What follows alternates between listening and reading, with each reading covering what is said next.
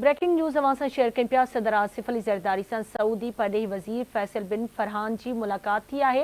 मुलाक़ात में मज़बूत भाईवारी क़ाइमु करण, इक़्तिसादी सहकार वधाइण जो आज़्म वरजायो वियो, जॾहिं त सदर आसिफ अली ज़रदारी चयो त पाकिस्तान ऐं सऊदी अरब विच में पुराणा ऐं ॾहाकनि ते ॿधल लाॻापा आहिनि।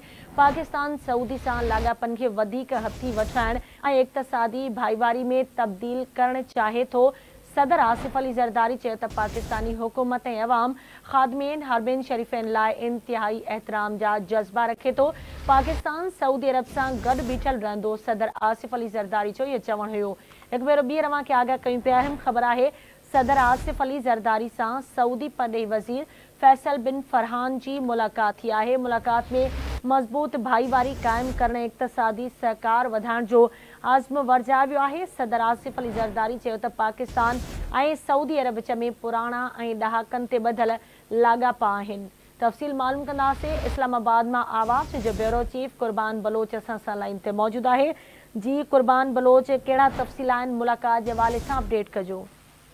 जी सऊदी के परॾेही वज़ीर की सरबराही में आला सतही वफ़द इस्लामाबाद में मौजूद है।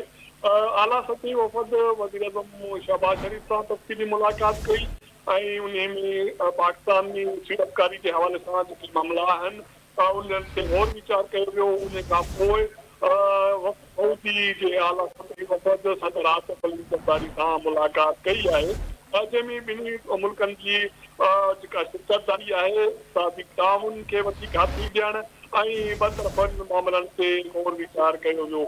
सऊदी वफ़द जी क़यादत सऊदी जो परॾेही वज़ीर शहज़ादा फैसल बिन फरहान अल सऊद करे रहियो आहे ऐं उन सां गॾोगॾु ॿियनि वज़ारतनि जा वज़ीर बि हिन वफ़द में शामिल आहिनि।